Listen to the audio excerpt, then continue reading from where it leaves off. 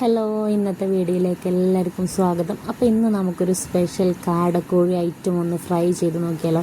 അതിനായിട്ട് നമ്മൾ കാട നന്നായിട്ട് കഴുകി ഒരു ബൗളിലേക്ക് മാറ്റിയിട്ട് അതിലേക്ക് ഞാൻ മുളകും പൊടിയും മഞ്ഞൾപ്പൊടിയും ഉപ്പും പിന്നെ ജിഞ്ചർ ഗാർലിക് പേസ്റ്റ് അല്ല കേട്ടോ ഞാൻ ആഡ് ചെയ്യുന്നത്, അതിൻ്റെ പൗഡറാണ്.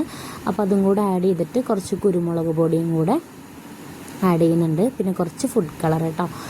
നിങ്ങൾക്ക് വേണമെങ്കിൽ മാത്രം ഫുഡ് കളർ ആഡ് ചെയ്താൽ മതി. ഞാനൊരു കളർ കിട്ടാൻ വേണ്ടി, ഒരു ഭംഗി കിട്ടാൻ വേണ്ടിയിട്ടാണ് ഫുഡ് കളർ ആഡ് ചെയ്തത്. ഫുഡ് കളറിന് അങ്ങനെ പ്രത്യേകിച്ച് ടേസ്റ്റ് ഒന്നും ഇല്ലല്ലോ. അപ്പോൾ നിങ്ങൾക്ക് വേണ്ടെങ്കിൽ ഫുഡ് കളർ ഒഴിവാക്കാവുന്നതാണ് കേട്ടോ. എന്നിട്ട് ഞാൻ കുറച്ച് കോൺഫ്ലവറിൻ്റെ പൊടിയും കൂടെ ഇട്ടിട്ട് കുറച്ച് വിനിഗർ ഒഴിച്ച് കൊടുത്തിട്ട് നന്നായിട്ട് കൈകൊണ്ട് മിക്സ് ചെയ്തിട്ട് കൊടുക്കണം കേട്ടോ.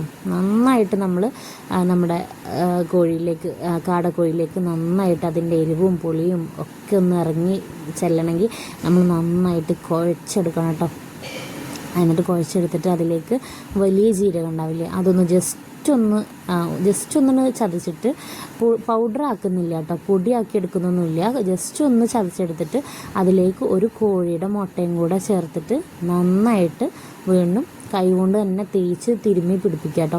നമ്മൾ കുറച്ചധികം നേരം എടുത്തോളൂ കേട്ടോ. ഇതിങ്ങനെ ഞാൻ കുറച്ചധികം സമയം എടുത്തിട്ടുണ്ട്, ഇങ്ങനെ കൈകൊണ്ട് നമ്മുടെ മസാലയൊക്കെ എല്ലാ ഭാഗത്തും കൂടെ ഇങ്ങനെ ആക്കി, അപ്പോഴാണ് അതിൻ്റെ ഒരു ടേസ്റ്റ് കിട്ടുക. എന്നിട്ട് നമ്മളത് കുറച്ച് സമയം റെസ്റ്റ് ചെയ്യാനായിട്ട് വെക്കണം കേട്ടോ.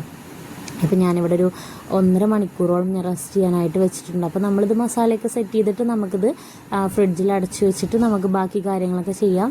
അപ്പോൾ ഇത് ഞാനിങ്ങനെ കുറച്ച് നേരം റെസ്റ്റ് ചെയ്തതിന് ശേഷം മാത്രമാണ് കേട്ടോ ഫ്രൈ ചെയ്തത്.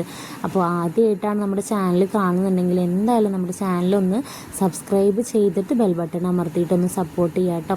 അതോടൊപ്പം തന്നെ നിങ്ങളുടെ ഫ്രണ്ട്സിനും ഫാമിലിക്കും ഗ്രൂപ്പുകളിലൊക്കെ ഒന്ന് ഷെയർ ചെയ്ത് കൊടുക്കുക.